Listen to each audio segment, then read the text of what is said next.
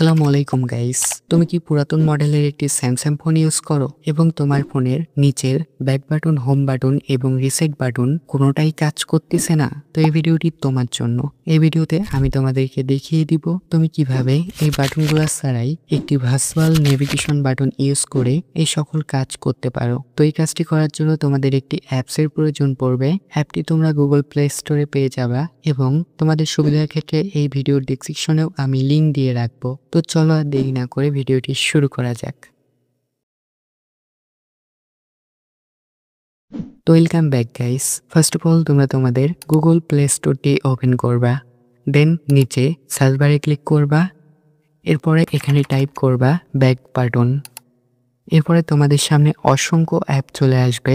এখানে তোমরা 2 নম্বরে যে অ্যাপটি দেখতে পাচ্ছ এই অ্যাপটি তোমাদের ইনস্টল করতে হবে। তো অ্যাপটি তোমরা ভালোভাবে দেখে নাও যেন পরবর্তীতে চিনতে কোনো অসুবিধা না হয়। তো অ্যাপটি ইনস্টল করার জন্য সিম্পলি অ্যাপের উপরে ক্লিক করব, দেন আমাদের সামনে ইনস্টল অপশন চলে আসবে। তো সিম্পলি ইনস্টলে ক্লিক করব, দেন এখানে 1 মিনিটের মতো টাইম নেবে অ্যাপটি ইনস্টল হতে।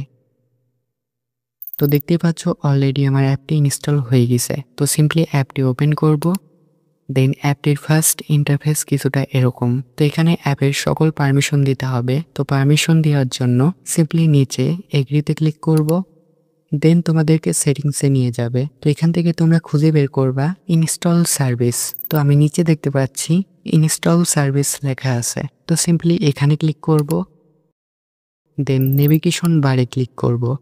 এরপরে তোমরা এখানে দেখতে পারবা এটি অফ করা আছে। তো তোমরা সিম্পলি এখানে ক্লিক করে অ্যালাউ করে দিবা। এরপরে তোমাদেরকে সরাসরি এই অ্যাপসে আবার ব্যাক নিয়ে চলে আসবে। তো তোমরা অলরেডি দেখতেই পাচ্ছ নিচে আমার বাটনটি চলে আসছে, ভার্চুয়াল বাটন।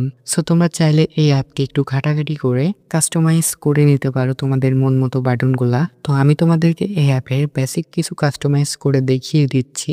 তো ফার্স্টের যে স্লাইডটি আছে এটি যদি তোমরা বাড়াও বা কমাও তাহলে তোমাদের বাটনের সাইজ বড় বা ছোট হবে, এবং 2 নম্বরে যে স্লাইডটি আছে এটি বাড়ালে বা কমালে তোমাদের বাটনটি উপরে বা নিচে যাবে, এবং 3 নম্বরে যেই স্লাইডটি আছে এটি যদি তোমরা বাড়াও বা কমাও তাহলে তোমাদের ব্যাক বাটনের সাইজ ছোট বড় হবে, মানে কাছে অথবা দূরে যাবে। তো তোমাদের মন মতো এখানে সেট আপ করে নিবা যেভাবে তোমাদের ফোনে সুবিধা হয়।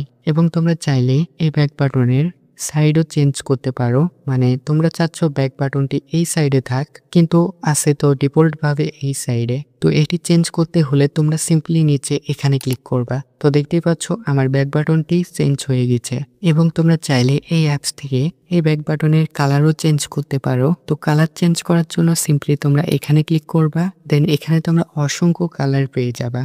তোমাদের মন মতো তোমরা কালার দিয়ে কাস্টমাইজ করতে পারো। এবং তোমরা কোনো কালার না রাখতে চাইলে একদম ব্যাকগ্রাউন্ড রিমুভ করে ট্রান্সপারেন্ট করে দিতে পারো। তো তোমরা এই স্লাইডটি নিয়ে একটু নাড়াচাড়া করলে পারে দেখতে পারবা তোমাদের ব্যাকগ্রাউন্ড একদম রিমুভ হয়ে গেছে, শুধু ব্যাকগ্রাউন্ডের ব্যাক বাটনের আইকনগুলাই আছে। তো এবার চলো দেখে নিই এই ব্যাক বাটনগুলা ঠিকভাবে কাজ করে কিনা, এটাই তো আসল কথা। তো আমি ফার্স্টে হোম বাটনে ক্লিক করব। তো দেখতে পাচ্ছ হোম বাটনে ক্লিক করার সাথে সাথেই আমাকে হোম পেজে নিয়ে চলে আসছে। এবার আমি রিসেট বাটনে ক্লিক করব। তো দেখতে পাচ্ছ রিসেট বাটনে ক্লিক করার সাথে সাথেই আমার ব্যাকগ্রাউন্ডে যত অ্যাপস আছে সবগুলো অ্যাপ শো করতেছে। এবার আমি ব্যাক বাটনে ক্লিক করব। তো দেখতেই পাচ্ছ আমাকে সরাসরি আবার ব্যাক নিয়ে চলে আসছে হোম পেজে। তো তোমরাও চাইলে এই অ্যাপসের সাহায্যে তোমাদের পুরাতন স্যামসাং ফোনে নেভিগেশন বাটনগুলা আবার কাজ করিয়ে নিতে পারো যদি নষ্ট হয়ে থাকে। তো এই ছিল আজকের ভিডিও। তোমাদের যদি বুঝতে কোনো অসুবিধা হয় তাহলে অবশ্যই আমাকে কমেন্টে জানাবা, আমি তোমাদেরকে রিপ্লাই করে সহযোগিতা করার চেষ্টা করব। আর হ্যাঁ, চ্যানেলে নতুন হলে পারে অবশ্যই চ্যানেলটি সাবস্ক্রাইব করে রাখবা, কারণ প্রতিনিয়ত এরকম ইন্টারেস্টিং ভিডিও তোমরা এই চ্যানেলে পেয়ে যাবা। আর ভিডিওতে কিন্তু একটি লাইক দিতে ভুলবা না। তো আজকের মতো ভিডিওটি এখানেই শেষ করছি। আল্লাহ হাফেজ, দেখা হবে পরবর্তী কোনো একটি নতুন ভিডিওতে। সে পর্যন্ত তোমরা এই ভিডিওগুলো দেখতে পারো।